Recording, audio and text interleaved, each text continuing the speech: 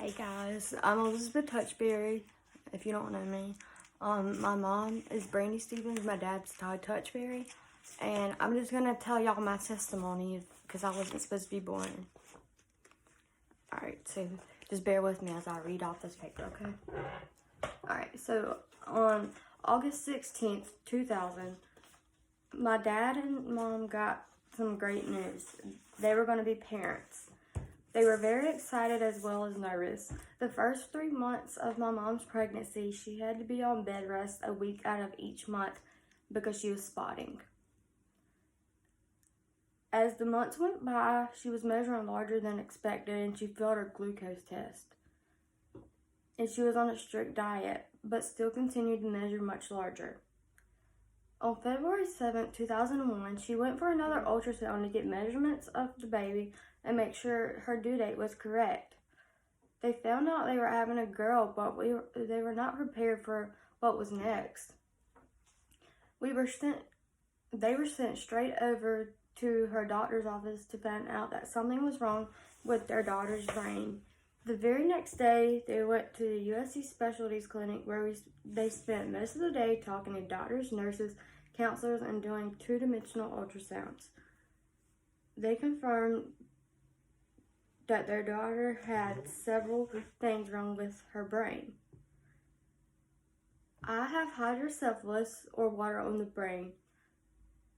I also have periventricular leukomalacia, which is characterized by the death or damage and softening of the white matter, the inner part of the brain that transmits information between the nerve cells and the spinal cord, as well as from one part of the brain to another. I also have Chiari malformation, which is caused by part of the back of the brain shifting downward through the bottom of the skull.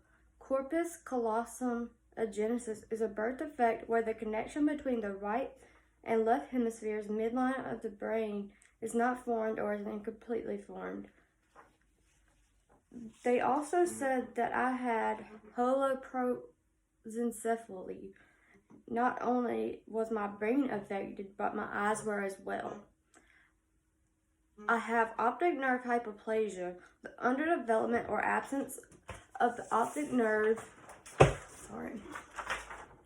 combined with possible brain and endocrine abnormalities. Then that gave them the worst part. So much of my brain was missing and the pieces that were there were in the wrong places. They didn't think that I was going to make it. They said if I did make it, I would be a vegetable. They were in total shock. At the time, they started talking about an abortion. My mom told them no way. She didn't believe in an abortion, and whatever kind of child gave her, she would take. She said, "My God doesn't make mistakes." She was 7.5 months into pregnancy when they found out this. Her baby shower was scheduled for 2 weeks away. Everyone asked if she was still having the baby shower, and her reply was yes. A mom that doesn't prepare to bring her child home doesn't deserve to bring them home. My mom was totally bedridden, and she remembered being at home crying and praying over and over, "God, please let me be a mother this one time and I will never ask again."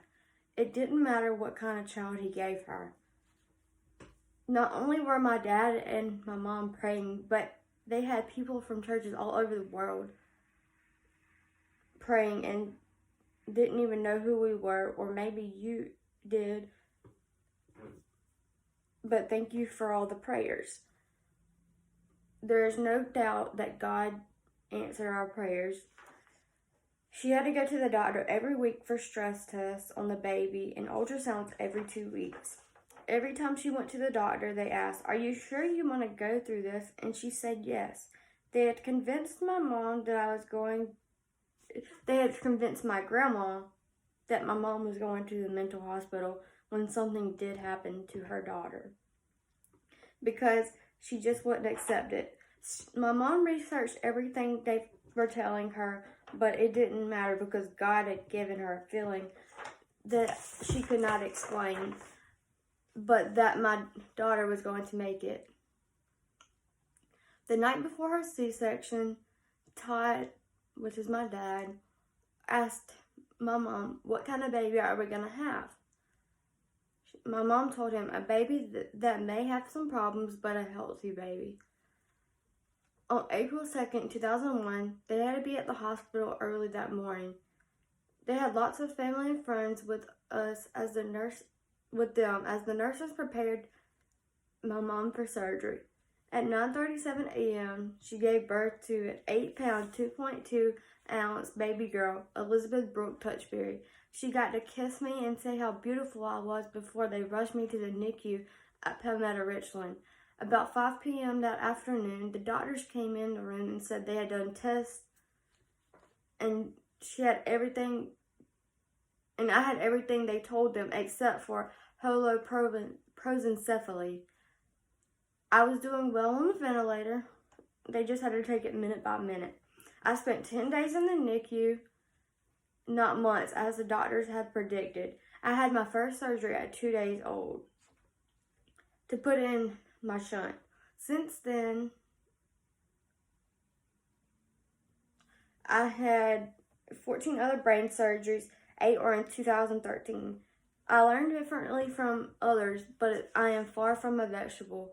I've had a total of 18 brain surgeries, or 18 shunt-related surgeries. I thank God for the all-knowing feeling so they would not terminate my mom's pregnancy. And I just celebrated my 19th birthday. God is good.